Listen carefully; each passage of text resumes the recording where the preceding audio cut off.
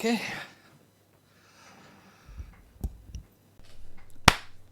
Hello, my name is Fernando Gallegos, and I would like to go over my home recording studio for my solo project, Nyapa Machu.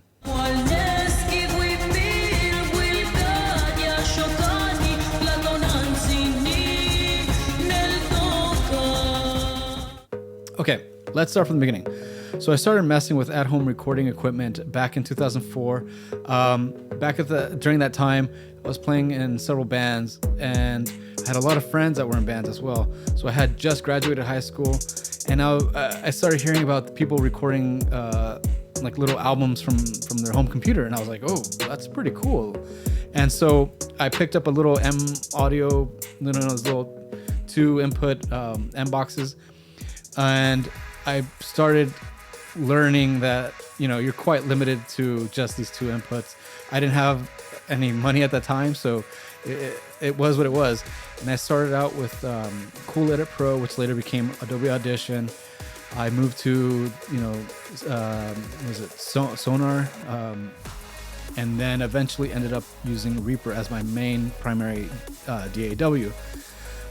It was pretty cool, especially during those college days when you had all these friends that just like wanted to get their album out, and you're like, hey, I could do it from my parents' garage. I have my computer set up, and we just plug in and get going. And it was really a daunting task at that time, because you had to at that time we had all the mics set up. We had it going through a mixer, and the 2 main outs were the 2 main for the recording session. So it was really daunting having to go back and forth and record each individual person. It wasn't like the 4-track recorders of that time when you could just put in a cassette and have the 4 tracks going. So it was really cool, and it was, you're quite limited to just your imagination and of course the budget of a college student.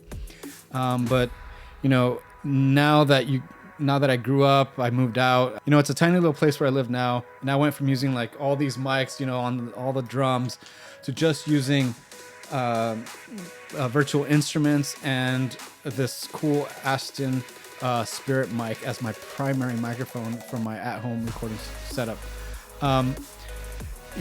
Everything is really limited to where I'm set up right now, so everything has to be really compact. And in terms of the setup, I can't have things out and about because it's just such a tiny little spot. So as soon as I set up and record, I have to take it apart, dismantle it, and take it back either to storage or tucked away in what little space I have in my closet. It's interesting to see how far the technology has come and advanced over the last few years. You're only limited to your imagination. There's a lot of free stuff out there that could help get you going. For example, like Reaper being my primary DAW, there's a lot of free stuff that comes with it if you just pay for like the individual package, which is I think $65 now. You could still use it for free, technically. It's a cool program to start off with. I know a lot of professionals that still use Reaper. In my professional setting, I work in production, so I do a little bit of audio on the side, like podcasts and things like that, and I do use Pro Tools for that type of setting. So it's really interesting to see how far the technology has come in just a few short years, and I can't wait to see what the future holds. So just to show you how compact my little at-home recording setup is, let me just show you around and give you a little tour. All right, so for this example, I'm using my ESP F207 7-string guitar, which is running into my wah and my overdrive pedal and goes straight into my Mesa Boogie dual rec. I had to pull this one out of storage. It was all corroded. And so that goes into my load box, which is the new 2 Notes Capture X load box. And I'm using Mesa Boogie presets on that. The IR presets are freaking amazing. So whenever you hear the distorted metal guitars playing, this is exactly what you're hearing. This is my setup for that. I also have my Alesis Q49 keyboard. It's tiny, but it gets the job done, and that goes right into my PC. I use my PC for recording everything, and then I transfer everything else to my MacBook, Connected to my MacBook, I have the Akai APC40 MK2, which I use with Ableton, and that queues up the different synths and different parts so that if I ever need to play live, I could just queue them up and then use various effects live. And this is what I use for live performances if I need to. The issue is that I couldn't queue up entire songs due to Ableton's limitation on tempo changes. Or else I would connect the keyboard also to Ableton and perform live. But because of the tempo changes that I have throughout the different sessions, it just doesn't play well. For my main audio interface, I'm using the Focusrite Scarlett 18i20. I use that to go out to my two main speakers, and then I use that for my main mics going in. Okay, so now let me open up a session in Reaper of one of the new songs that I've been working on. All right, for this session, I'm utilizing about 53 tracks. So just to give you an idea, let's start off with the main bass beat. So this is the main beat, and then I went ahead and started using. I created my own Serum bass line. And so it's basically like a Psytrance bass beat in between each kick. And then I doubled it to give it more of a fuller sound. Okay. And I thought that was pretty cool. You know, I added a few other percussive elements, for example. You know, that's all filler. But the most important thing was creating that set bass line that's going to be throughout or persistent throughout the entire song. And then with that, I wanted to experiment a little bit. I'm a big fan of metal. I love like death metal, thrash metal, black metal. I love it. And so I've never heard too much of people trying to mix like that techno, psytrance type of music with metal. So I went ahead and just started experimenting. So with the main beat, so I'm using, for example, in this example, I'm using Easy Drummer. You know, I'm limited to my space, so I'll use the virtual instruments as much as I can. So I wanted a kick that was a little higher pitch than that main deep bass line. And I went ahead and changed each one of the toms to represent a sound that, you know, I thought would match perfectly to this song. And so as we begin, so we got the main bass line, right? The boom, boom, boom. And then we move on to so the kick is in between the bass line, and it fits so perfectly, and I thought it sounds freaking awesome. And then we got the Psytrance bass going.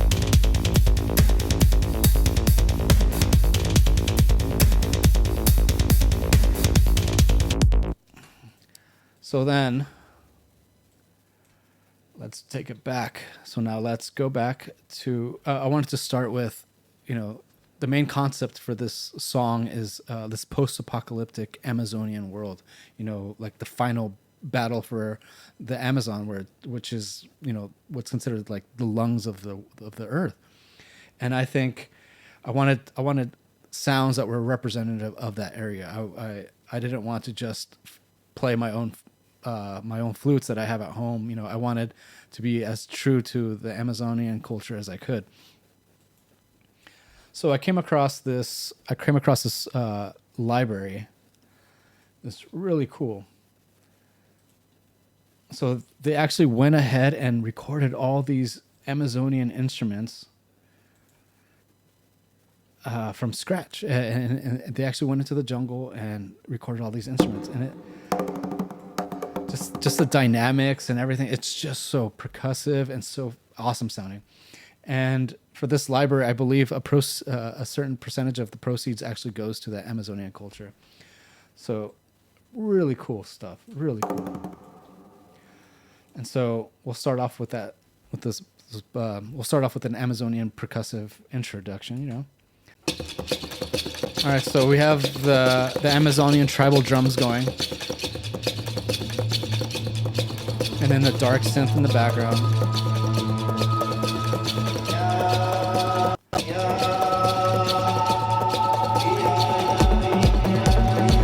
And then we got the bass kicking in.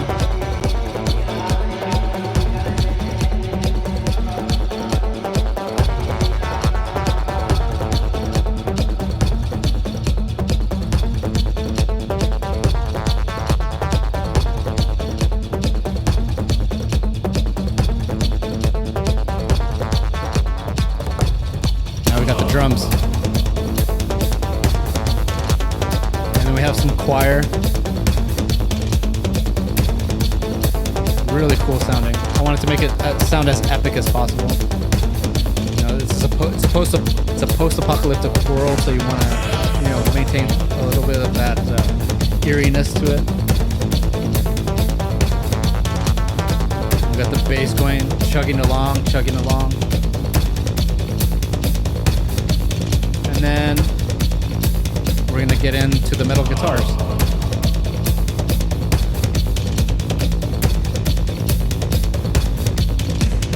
Here we go.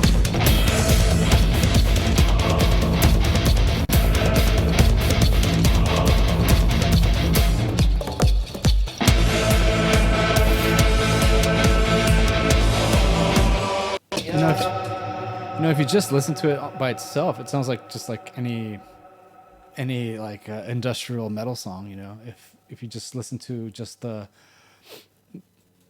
guitar parts and the drums. 1 second, can't even read. So now, you know, just like this, you know, you have.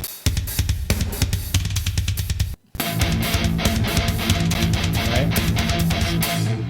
Typical metal song.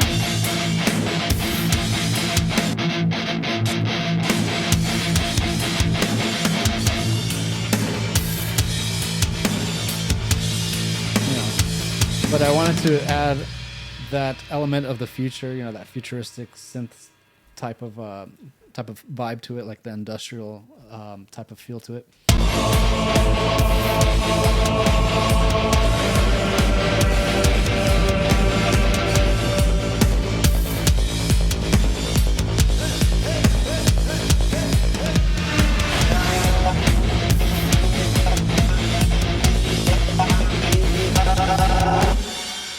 So I use this shamanic chant from the beginning, and then I cut it up to make it more stuttery sounding.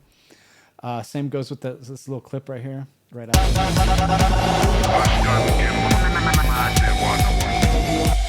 So that's my voice. I basically say Ashkan ke mate wa nawa, which means until your death or my own, and that's used by the indigenous Kaskan people of Mexico. So I basically got my voice and cut it up into sections and pitched it down. That's going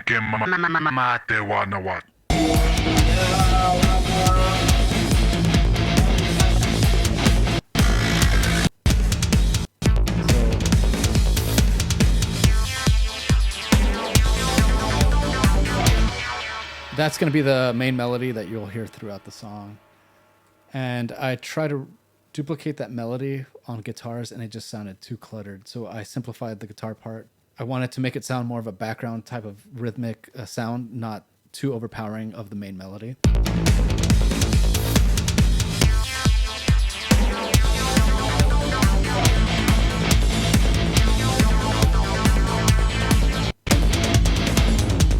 We got the flute build up.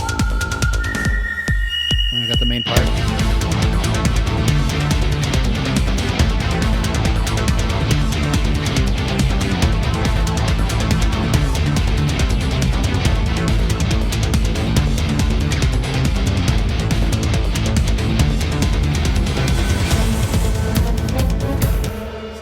Let me just go back and show you the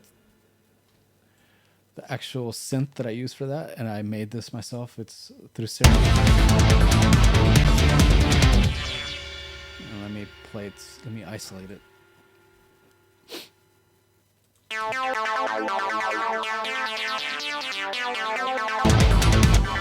And then underneath that we have like a walking bass line, and that's I think that's a Zebra synth. Yeah, the Zebra synth, which is pretty awesome.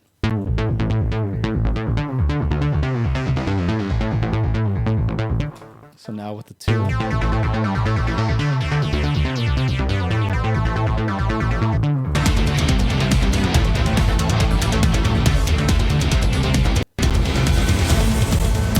And we got the symphonic part.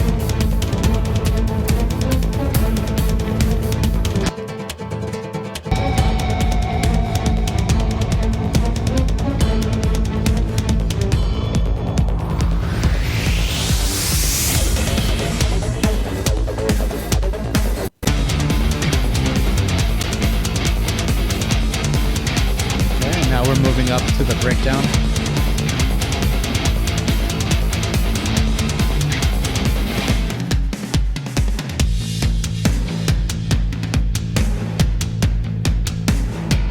Really tribal sounding.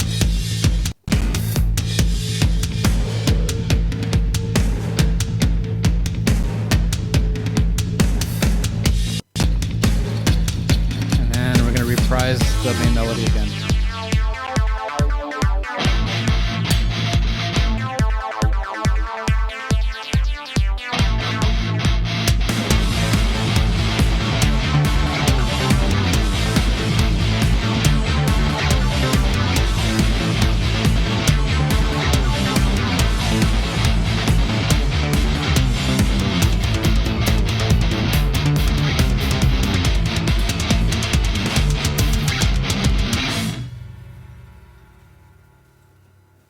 And there you have it. So let me show you an example real quick. Yeah, so like check out that Amazonian flute. It's just so unique and so awesome sounding. Adds so much quality to your session. It's just amazing. And now let's go back. Let me just talk a little bit about the drums real quick. A lot of the grooves that I used, I used different packs from 2-Track, but most of them come from Nick Barker, who, I don't know if you know who he is. He was a cool metal drummer from Brujeria, Cradle of Filth. He did all like the classic albums. And so I used a lot of his drumming inside my track. And yeah, it's so cool. It frees up so much time. So back at my parents' place, I had my whole drum set up with all of my microphones. But it's just not possible anymore because, we're living in a different age. I live in one of the most expensive places in the United States, Silicon Valley. It's nearly impossible to buy a house, and yet alone to rent an apartment, it's really expensive. So I'm utilizing as little space as possible, especially for these type of recordings. And so it's just a matter of getting creative. You have to use your imagination. How awesome am I going to do this? How am I going to try that? Before, I was just plugging my guitar straight into my Scarlett 18i and using Guitar Rig. It sounded pretty cool, but it was still missing that heavy metal feeling. Like it just didn't sound authentic enough. And that's why I got out my Mesa Boogie dual rectifier, and I picked up the 2 Notes IR loader, and it made all the difference in the world. So yeah, I hope this tutorial's helped. If you have any questions, just feel free to leave them in the comment section.